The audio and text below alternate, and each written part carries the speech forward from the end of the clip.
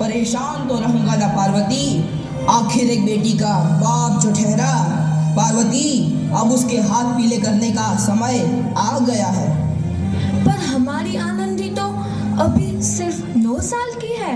अभी तो उसके पढ़ने लिखने और खेलने कूदने के दिन हैं। देख पार्वती, लड़कियां पराया धन होती है और जितना जल्दी इन्हें घर से विदा कर दे उतना अच्छा है। कल से आनंदी की पढ़ाई लिखाई बंद। पर बापू, इसमें मेरी क्या गलती है? आप मुझे पढ़ाई करने क्यों नहीं देते? तेरी गलती है कि तू एक लड़की है। लड़का होती तो क्या बापू?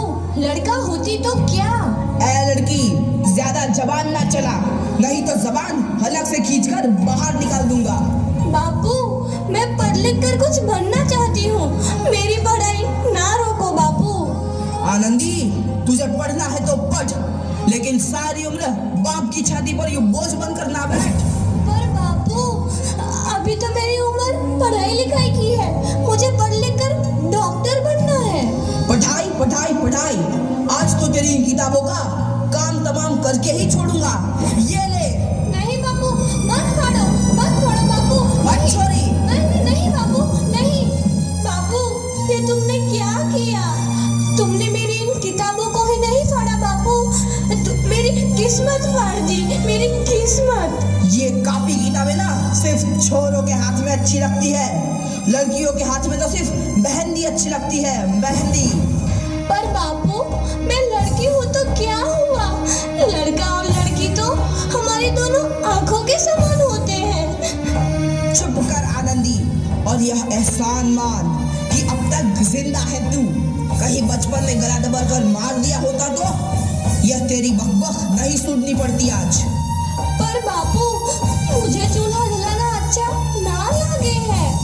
देख छोरी, जितना जल्दी हो तू चूल्हा जलाना सीख ले, उतना ही अच्छा है तेरे लिए। और हाँ, तेरा ब्याह तो होगा, वो भी कल के कल। अबला जीवन है तुम्हारी यही कहानी। आंचल में है दूध और आंखों में है पानी। मुझे माफ कर दे बेटी, तेरे बापू के जिद के आगे मेरी एक न चलेगी। माफ कर दे बेटी, मुझे माफ कर दे। इस प्रकार मात्र 9 वर्ष की छोटी उम्र में आनंदी का विवाह गोपाल राव जोशी से हो गया। बाल विवाह एक सामाजिक कुरीति है और इस कुप्रथा का शिकार होना पड़ा आनंदी को। 5 वर्ष बाद आनंदी 14 साल की हो गई है। उसके घर एक शिशु ने जन्म लिया है। देखते हैं आगे क्या हो। देखिए ना, इसे क्या हो गया है? इसका माथा तो अंगार की तरह तप रहा है। इसे तो बहुत तेज बुखार है। आप बिना कुछ भी बोलते हैं, दीजिए मुझे। माधव, माधव, जल्दी से वैद्य जी को बुला के लाओ। जी, अभी बुला के लाता हूँ। ये तुम क्या कर रही हो आनंदी? भगवान की विभूति लगा रही हूँ। बस करो आनंदी, ये सब अंधविश्वास है। अरे आप यकीन तो कीजिए, भगवान की कृपा से इसका माथा ठंडा हो रहा है और बुखार भी उतर गया है ना बाबू? देखिए, दीजिए मुझे। उठो बाबू, आंखें खोलो, तुम्हें तुम्हारी माँ बुला रही है। आंखें खोलो, देखिए ना इसे क्या हो गया है। आंखें भी नहीं खोल रहा। आंखें खोलो बेटा। आप चुप क्यों है? आंखें खोलो बेटा, आंखें खोलो। आनंदी, हमारा बेटा कभी आंखें नहीं खोलेगा। नहीं, ऐसा नहीं हो सकता। मेरे बेटे को मुझसे कोई नहीं छीन सकता, कोई नहीं छीन सकता। पागल मत बनो आनंदी। माधव, माधव। आनंदी, बंद करो ये पागलपन। भगवान ने मेरा बच्चा छीन लिया। भगवान ने नहीं, तुम्हारी अशिक्षा और अंधविश्वास ने तुम्हारा बच्चा छीना है। अगर तुम पढ़ी लिखी होती तो आज हमारा शिशु जीवित होता। तुम अनपढ़ थी आनंदी, अनपढ़। नहीं, अब मैं अनपढ़ नहीं रहूंगी। नहीं रहूंगी मैं अनपढ़। मैं पढ़ूंगी ताकि कल किसी और आनंदी को इलाज के अभाव में अपना बच्चा ना खोना पड़े। शाबाश आनंदी, और यही तुम्हारे अपराध के लिए प्रायश्चित भी है।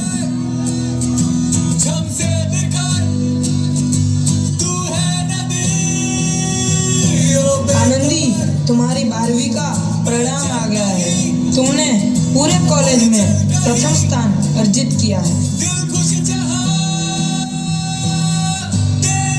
आनंदी, तुम्हारी मेहनत रंग लाई है। तुम्हें शिक्षा वृत्ति मिली है। ये लो तुम्हारे अमेरिका जाने की टिकट। मुझे शिक्षा वृत्ति मिल गई। मैं अमेरिका जा रही हूँ, पर ये सब मैं अकेले कैसे कर पाऊंगी? आनंदी, अपने आप को इतना कमजोर क्यों समझ रही हो? फिर इतना पढ़ने लिखने का क्या फायदा? तुम अभी गवार की गवार नहीं हूँ मैं अब गवार।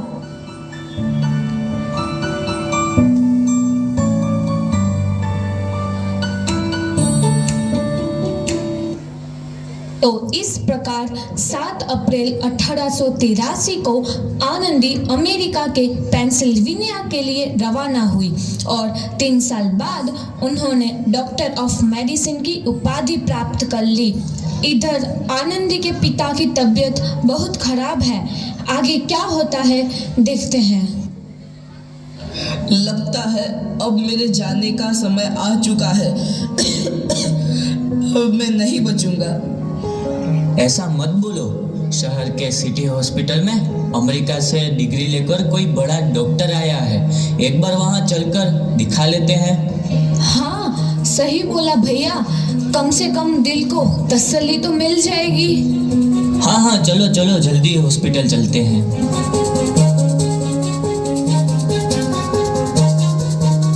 इस मरीज की हालत तो बहुत ही खराब है। कोई चमत्कार ही इसे बचा सकता है।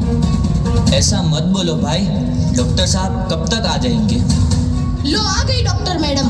डॉक्टर मैडम, जल्दी देखिए, मरीज की हालत बहुत ही खराब है।